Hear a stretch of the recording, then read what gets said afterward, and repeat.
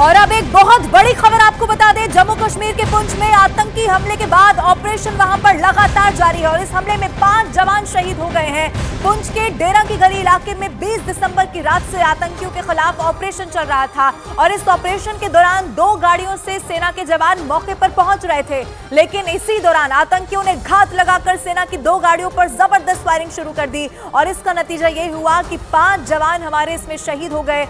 अभी भी मौके पर स्थिति ये है कि वहां पर ऑपरेशन जारी है। पुंछ में करीब 15 घंटे से मुठभेड़ वहां पर जारी है। आतंकियों ने घात लगाकर हमला किया है, यानी कि वो ये जानते थे कि कौन सी गाड़ी में हमारे जवान सवार होकर जा रहे हैं, कौन से रूट से वो आ रहे हैं और दोनों तरफ से जिस तरीके से उनको घेर कर हमला किया गया और इसका कारण यही रहा कि 5 जवान हमारे ऐसे जो यहाँ पर शहीद हो गए। ये बड़ी खबर आपको लगातार बता रहे हैं। 2 सहयोगी इस वक्त मेरे साथ लाइव जुड़ गए हैं, रिफत और कोमल। कोमल का सबसे पहले रुख करती हूँ। कोमल, जो जहां पर वारदात हुई है वहीं से मेरे साथ जुड़ रही है।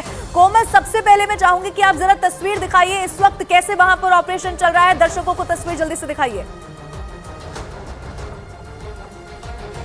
देखिए, बिल्कुल आप देखिए इस वक्त हम ग्राउंड जीरो पे हैं जहां पर हमला हुआ था। उसके ठीक दूरी पर यहां पर देखिए जो नाकाबंदी यहां पर की हुई है, यहां से आगे जाने की अनुमति नहीं दी गई है। हालांकि सेना के जो जवान है वो और जम्मू कश्मीर पुलिस के जवान जो है वो देर रात से ही यहां पर चौकन्ने यहां पर खड़े हुए हैं। ये भी बताया जा रहा है कि जिन ये तस्वीरें अगर आप देखें, ये पहाड़ी इलाका है। अगर तस्वीरों में आपको दिखाने की कोशिश कर रहे हैं, ये पहाड़ी इलाका है। इसी इलाके से, इस सड़क से वो जो सेना के वाहन है वो यहाँ से गुजरे थे और कैसे उन्होंने घात लगाई होगी इन पहाड़ी इलाकों में और घात लगा के उन्होंने सेना के वाहन पर हमला किया है। कोई भी अंदाजा नहीं लगा सकता था कि इस ऐसे जो सुनसान रास्ते से वहां पर आतंकी खड़े होंगे घात लगाकर और एकाएक वो अंधाधुंध फायरिंग सेना के जवानों पर करेंगे, गाड़ी पे हमला करेंगे और ये एक बड़ा दर्दनाक हमला जो है वो हुआ है, सामने आया है। लेकिन आपको बता दें कि ये भी खबर आ रही है कि आतंकियों ने ये जो हमला किया है, 2 महीने पहले से ही वो इस डेरा की गली में रुके थे। स्थानीय लोगों की उनको मदद मिली थी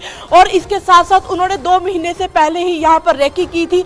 आप देखिए कितनी तादाद में यहाँ पर जो जवान है वो देर रात से यहाँ पर खड़े हैं, मौजूद है। लेकिन ऐसे ये जो जंगल वाला इलाका है, जो डेंस फॉरेस्ट वाला एरिया, आप देखिए जंगल, दूर दूर घर है, तो ऐसी सिचुएशन में कहाँ उन्होंने मदद ली होगी। जाहिर सी बात है कि ये जो पहाड़ी इलाके के जो घर है, किसी स्थानीय लोगों ने जो मदद की है, कैसे वो यहाँ से हथियारों के साथ वो इन पहाड़ियों से नीचे उतरे होंगे और फिर वो इस सड़क तक पहुंचे होंगे और सेना का जो वाहन है यहाँ इसी सड़क से जब गुजरा था और कैसे उन्होंने वो हमला किया, तो जाहिर सी बात है ये एक प्री प्लानिंग थी। 2 महीने पहले से ही इस इलाके में उन्होंने रैकी की थी। उन्हें मालूम था कि इतने बजे सेना के वाहन यहाँ से गुजरेंगे। हालांकि सुबह से लेकर शाम तक सेना के वाहन यहाँ से गुजरते हैं, लेकिन कुछ टाइम होता है। लेकिन किस तरीके से यहाँ से वो वाहन गुजरे थे और कैसे घात लगा के वो बैठे थे, का हमला किया है। पहले भी उन्होंने इस तरह से घात लगा के 20 अप्रैल को हमला किया, तब भी 5 जवान शहीद हुए थे पुंछ के बीजी में और आज भी ऐसा हमला हुआ। तो अब देखिए यहाँ पर अगर तस्वीरों में दिखाने की कोशिश करें, सुनसान इलाका था, सुनसान सड़क थी।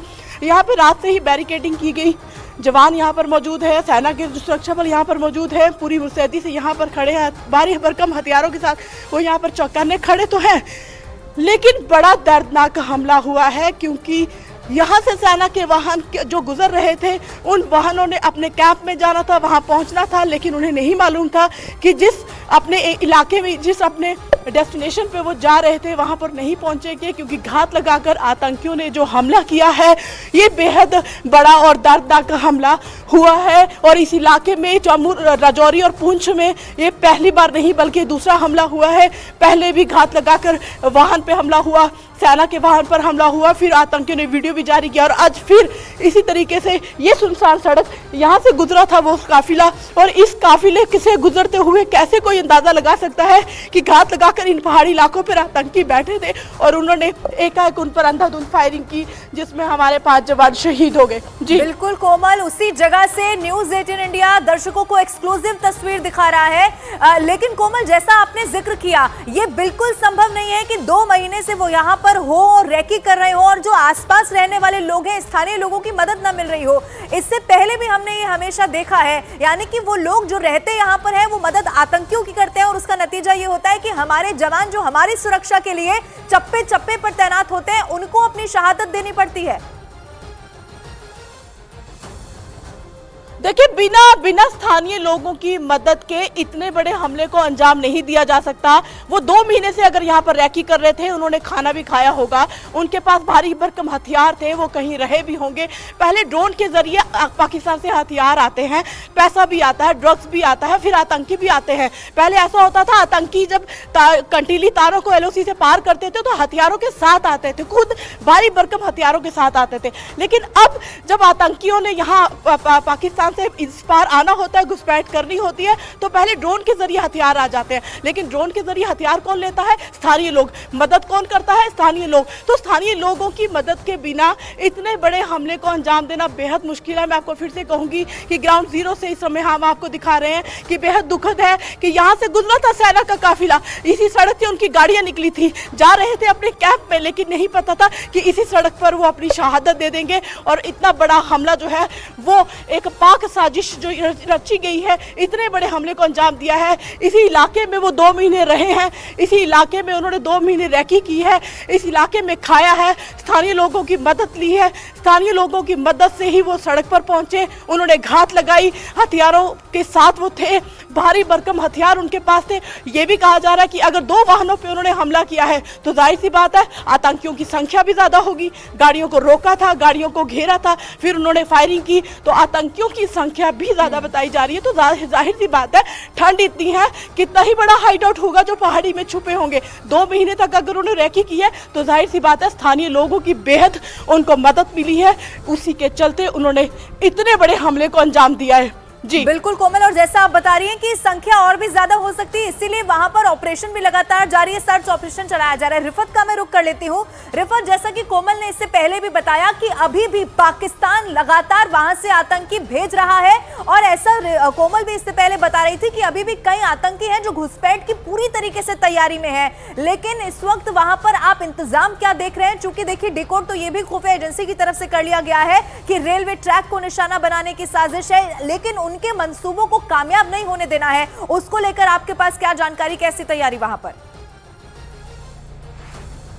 देखिए, लगातार जिस तरीके से ऑपरेशन चल रहा है, अब ढूंढ निकाला जाएगा उन लोगों को जिन्होंने अटैक किया। लेकिन जिस तरीके से आपने इन्फिल्ट्रेशन की बात की, घुसपैठ की बात की, हर बार कोशिश हो रही है उस पार से घुसपैठ कराने की। और जिस तरीके से पहले 90s में कश्मीर एरियाज में घुसपैठ होती थी, लेकिन पिछले 3 साल से हम देख रहे हैं राजौरी और पुंछ में ज्यादा इन्फिल्ट्रेशन की कोशिशें कराई जा रही हैं। और खासतौर से जो वहां के एरियाज हैं, वहां पे मिलिटेंटों की प्रेजेंस बढ़ाने की कोशिश की जा रही है। और एक मनसूबा यह भी है कि जब राजौरी और पुंछ में घुसपैठ होती है, उसके जरिए से मुगल रोड के जरिए से साउथ कश्मीर मिलिटेंट पहुंच सकते हैं और कश्मीर घाटी में भी उनकी प्रेजेंस हो सकती है। लेकिन जिस तरीके से ये अटैक हो रहे हैं, मैं सबसे पहले आपको दिखाना चाहूंगा, ये जो पहाड़ी सिलसिले होते हैं, आप देख सकते हैं किस तरीके के पहाड़ी सिलसिले हैं। ये भी पीर पंचाल रेंज का एरिया है, एक बहुत बड़ा वसी एरिया है पीर पंचाल का। ये बारामुल्ला या गुरेज से शुरू होकर आगे बारामुल्ला और उसके बाद बड़गाम का एरिया, उसके बाद राजौरी, पुंछ, ये सारा पहाड़ी सिलसिला पहुंचता है। आप देख सकते हैं किस तरीके का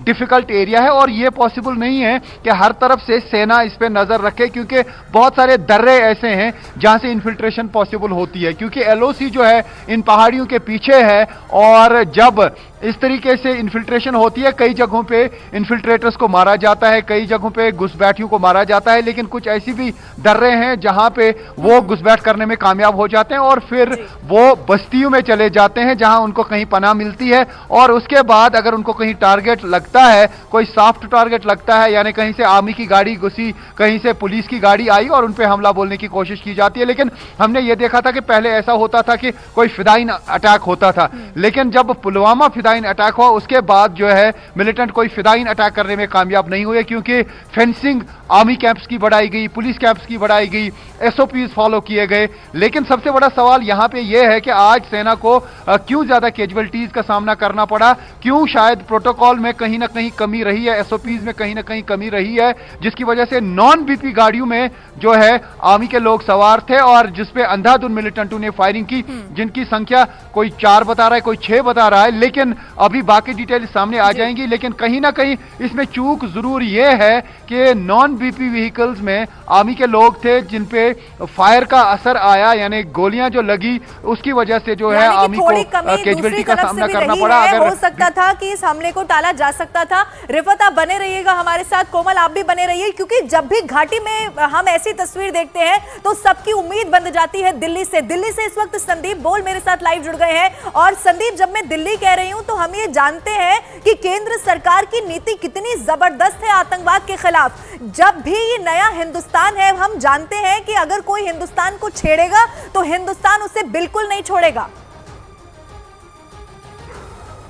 लवीना, बिल्कुल सही कहा आपने। जिस तरीके की नीति हमारी है वो अपने आप में ये महसूस करा देता है कि हम लोग आतंकवाद से निपटने के लिए किस तरीके से अपने आप को तैयार करके बैठे हैं। लेकिन अभी के जो सूरत हाल है, जो जम्मू कश्मीर के हालात हैं, वहाँ पे माहौल बिल्कुल क्लीन हो रहा है, बहुत शांत हो गया है माहौल। नहीं तो इससे पहले हम लोगों ने देखा कि वहाँ पत्थरबाजी तक होती थी, बंद कॉल किए जाते थे, टेररिस्ट अटैक ज़्यादा होते थे, फिदाइन अटैक, जैसे कि रिफत ने भी कहा कि फिदाइन अटैक ज़्यादा होते थे।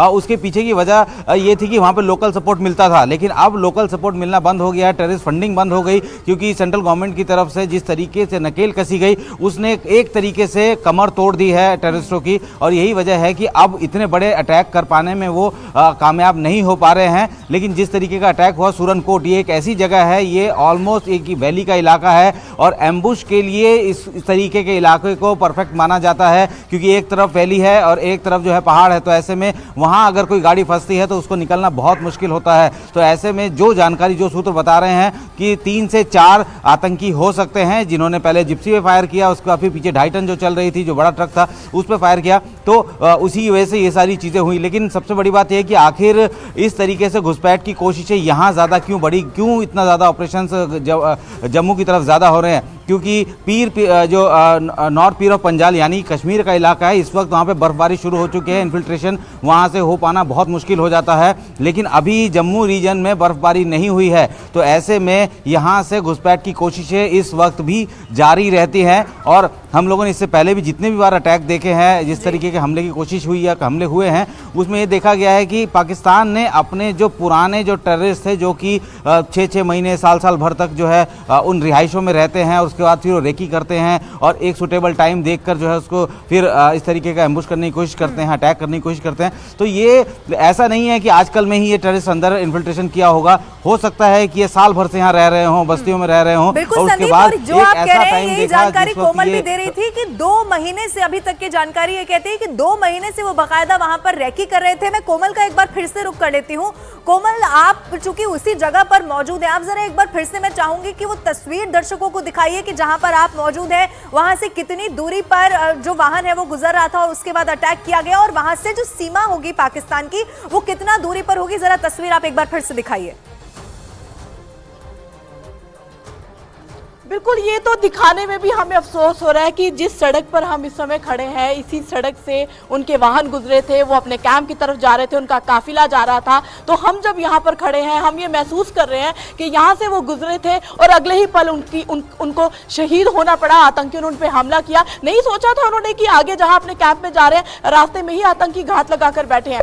लेकिन हर बार सेना का जो जवान है वो देश की रक्षा करने के लिए अपने घरों से बाहर आता है, सेना में भर्ती होता है, लेकिन वो नहीं सोचता, नहीं उन्हें मालूम होता कि जहां वो देश की रक्षा करने के लिए अपनी ड्यूटी दे रहा है या फिर गाड़ियों में अपने कैंप की तरफ जा रहा है तो वो शहादत पाएगा और तिरंगे में लिपट कर अपने घर जाएगा। ये किसी जवान ने नहीं सोचा होता, लेकिन फिर भी अपनी छाती पे गोली खाने के लिए तैयार रहता है। हमें बेहद अफसोस भी हो रहा है उस स्पॉट से कवरेज करते हुए कि जहां से यहां से उनका काफिला गया था, ये आगे सुनसान रास्ता था। ये जो जवान आप तस्वीरों में देख रहे हैं, इनके चेहरे तक मायूस हो गए हैं। 24 घंटे लगातार ये ड्यूटी देते हैं और इनकी नजरें देखिए, अगर आप इनका चेहरा देखें तो इनकी नजरें देखें, आज भी अभी भी सुबह होने तक भी उन्हीं पहाड़ियों पर है कि कहां था वो दुश्मन जिन्होंने इनके जवानों को मार गिराया है, कहां था वो दुश्मन छुपा हुआ जहां पर वो खड़े होकर, जहां पर रह के उन्होंने हमला किया है सेना के जवानों पर। तो हर एक जवान की आंखें जो है वो नम भी हैं और हर एक जवान की आंखें खोल चुकी हैं कि कहां थे वो दुश्मन जिन्होंने हमारे इनके साथियों को जो है वो मार गिराया है। हमें भी बेहद अफसोस हो रहा है कि गुजरे तो थे इस सड़क से, पहुंचना तो था अपने स्थान पर, अपने कैंप में, लेकिन नहीं पहुंच पाए। आपको एक मैं जानकारी जरूर ये भी देना चाहूंगी कि अमीन भट्ट और अबू खुबैब जो कि डोडा के रहने वाले हैं आतंकी, ये पाकिस्तान में बैठकर वहां से जो है वो बहुत सारी साजिशें रचते हैं।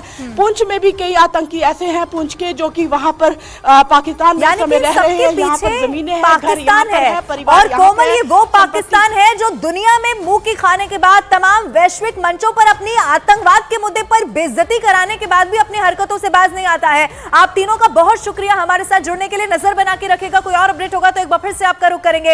लेकिन सुरक्षा बल के काफिले पर हमले में 5 जवानों की मौत के बाद पूरे देश में हड़कंप मच गया है, जिसके बाद सुरक्षा बल ने पूरे इलाके को चारों तरफ से इस वक्त घेर लिया है। सुरक्षा बल के जवानों का चप्पे चप्पे पर तलाशी अभियान इस वक्त चल रहा है। राजौरी पुंछ नेशनल हाईवे पर हाई अलर्ट कर दिया गया है। इसके साथ ही राजौरी पुंछ हाईवे को बंद कर दिया गया है। पूरी तरीके से आवाजाही यहां पर बंद हो चुकी है। गाड़ियों पर आने जाने के लिए रोक लगा दी गई है। आसपास के लोगों को घर से बाहर नहीं निकलने की हिदायत दे दी गई है।